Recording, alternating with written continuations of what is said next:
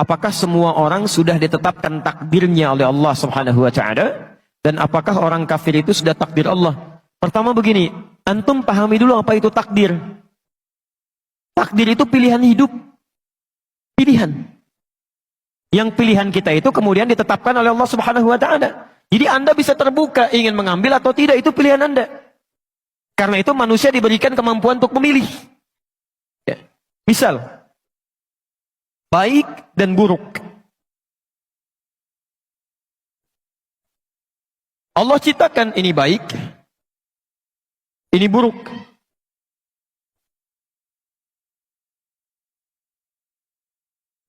Ini positif, ini negatif. Apa-apa itu dunianya. Anak-anak memang begitu ya. Kalau tidak teriak-teriak, ya jalan-jalan. Atau lompat-lompat. Yang paling aneh, orang tuanya yang teriak-teriak. Ya? Atau yang jalan-jalan. Biarkan aja itu dunianya. Cuma dikondisikan aja. Lihat sini. Allah menciptakan kebaikan dan keburukan. Yang buruk ini diciptakan bukan untuk menjadikan Anda berperilaku buruk. Bukan. Tapi untuk menguji supaya yang baik-baik ini muncul ke permukaan. Misal, Allah ciptakan sifat jujur. Saat yang bersamaan dibuat lawannya dusta, bohong. Allah ciptakan sabar, dibuat lawannya marah. Allah ciptakan tawadhu, rendah hati, dibuat lawannya sombong.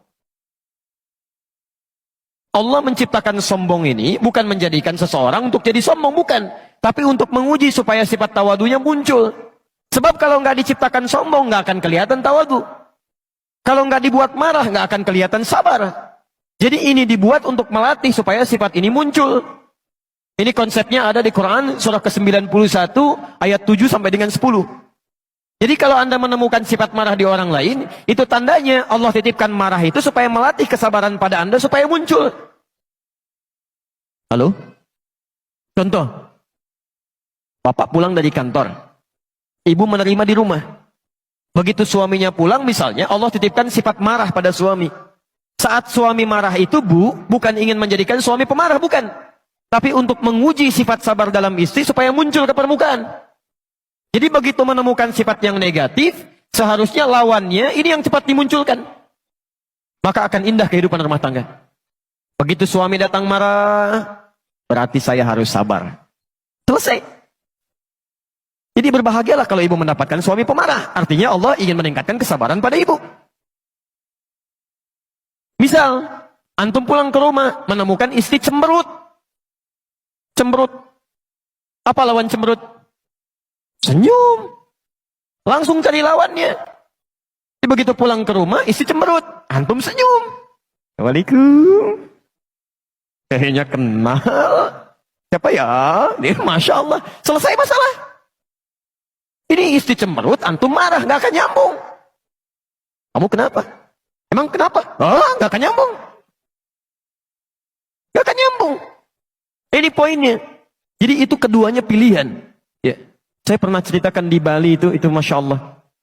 Dia ada satu keluarga soleh yang luar biasa, tinggalnya di Karawang, punya anak 3.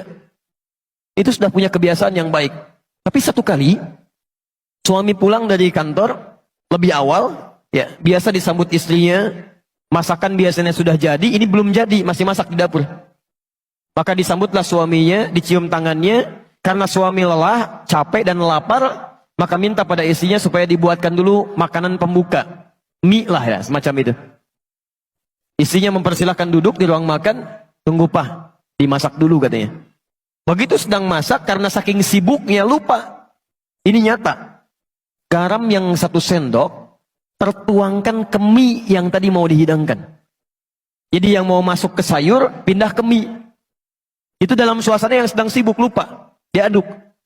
Masya Allah, dengan bangganya istrinya menyampaikan pada suaminya hidangan mie yang sudah dinanti itu. Disampaikan, silakan Pak. Ya, ditunggu dulu. Mudah-mudahan nanti cepat selesai masakannya. Tayyib. Antum pulang dari kantor, capek luar biasa, lelah dan lapar, disuguhi mie dengan garam 1 sendok. Bagaimana respon pertama yang akan Anda katakan? Masya Allah. Lihat-lihat kalimatnya. Ini keluarga sudah paham dengan konsep ini. Apa lawan garam apa rasanya? Asin. Apa lawan asin? Maka keluarlah kata-kata yang manis itu. Ma, ini sayang. Anak 3 manggil sayang, Masya Allah di dapur. Datanglah istrinya. Belum selesai bu. Kalimat keduanya lebih manis lagi. Sini, duduk samping papa berdua. Belum selesai. Kalimat ketiganya, ini pamungkasnya. Helwa, Masya Allah. Sini papa suapin, jarang rasanya kita makan berdua. Manis. Nggak ada kata-kata kasar. Jarang rasanya kita makan berdua. Sini papa suapin. Istri mana yang tidak senang dengan tawaran suami? Mau disuapin lagi? Apa yang terjadi? Ketika mulai disuapi, ini nyata. Ketika disuapi, istrinya merasa ada yang tidak beres di situ. Dia tidak tertawa, tapi dia menangis, Pak. Dia turun ke lantai, dicium kaki suaminya. Dia minta maaf. Maafkan mama, Pak. Mama tidak sengaja, katanya tidak tahu. Apa kata suaminya? Jangan begitu, diangkat. Papa kan cuma katakan, lama rasanya kita nggak makan berdua. Apa yang terjadi? Gara-gara garam 1 sendok yang asin ini, muncullah cinta yang sangat manis bersemi. Laparnya hilang, keduanya masak di dapur bersama-sama. Jadi kalau ada seseorang, ini dipilih yang baik tentang iman, kemudian ini kufur, dia diberikan pilihan untuk memilih apakah ingin beriman kepada Allah, atau ingin ingkar dari Allah. Tapi saking sayangnya Allah, tidak memberikan kepada hambanya peluang untuk menjadi buruk kecuali diberikan jalan untuk mendekat kepada Allah. Maka diturunkanlah apa yang disebut dengan hidayah. Supaya hambanya nggak salah pilih. Hidayah. Supaya nggak salah pilih. Padahal mudah bagi Allah untuk membiarkan. Ayo pilih aja sana. Ini pilih sini. Tidak. Saking inginnya Allah semua hambanya memilih yang baik diberikan hidayah. Ada yang masuk lewat telinga. Azan. Apa artinya azan? Bukan, itu secara fikih. Kalau secara bahasa artinya telinga. Jamaknya udhun. Ya, maaf dari kata udhun, jamaknya azan, telinga. Jadi kalimat yang satu-satunya akan sampai kepada telinga selama masih punya pendengaran. Saya saat berada di Kairo, di Mesir selesai azan, itu Libya azan. Libya selesai adzan, Tunisia adzan. Tunisia selesai adzan, Maroko adzan. Maroko selesai adzan, Aljazair adzan. Nyebrang sedikit ke Spanyol, ke Prancis, ke Italia. Ternyata Masya Allah, lafaz adzan tidak pernah berhenti dalam 24 jam. Antum cek aja Selamongan sini. Jadi berhenti, sana adzan, sana adzan, sana adzan. 24 jam. Kalau itu bukan kalimat yang Allah sampaikan kepada kita, mustahil bisa ada kalimat seperti itu. 24 jam. Bukankah di situ diperkenalkan lafaz Allah? Allahu Akbar, Allahu Akbar. Bukankah diperkenalkan kalimat syahadat? Asyhadu an la ilaha illallah.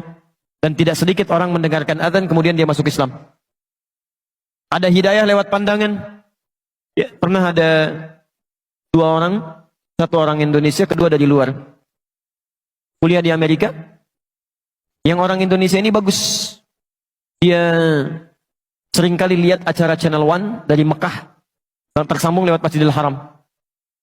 Cara singkat 1 kali, dia sedang buka acara sholat Isya di Masjidil Haram. Ya, imamnya saat itu Syekh Sudais. Dia iseng bertanya kepada kawannya. Dia katakan, kawan, menurut kamu ada berapa orang di masjid itu? Kata non-muslim tadi, ya mungkin ribuan orang. Kata temannya, tidak, itu paling minimal 500.000 orang. Lalu dia bertanya lagi, berapa waktu yang dibutuhkan untuk menjadikan orang-orang ini bisa rapi seketika? Kata temannya tadi, paling minimal mungkin 2 pekan. Jadi dia bayangkan satu-satu dirapikan begini. Kata temannya yang muslim, saya akan tunjukkan kepada Anda. Tidak sampai 5 menit semuanya akan rapi. Temannya kaget, mustahil itu. Kata kawannya, saya tunjukkan. Begitu iqamah. Allahu Akbar, Allahu Akbar, Allahu Akbar. Yang tawaf semua berhenti. Bikin barisan rapi. Belum 1 menit. Temannya sudah bingung. Tunggu sebentar. Begitu Syekh Sudais mengatakan, Istau, taqimu. Rapatkan, luruskan. Kemudian mulai bertakbir, semua takbir. Tidak ada yang diam. Tidak tahu apa yang terjadi? Teman ini langsung berkata yang non-muslim, tolong tunjukkan kepada saya, bagaimana caranya masuk Islam. Karena agama ini pasti bukan rekayasa manusia. Mustahil bisa begini. Tunjukkan pada saya bagaimana caranya masuk Islam. Orang cuma nonton sholat Isya, bisa masuk Islam.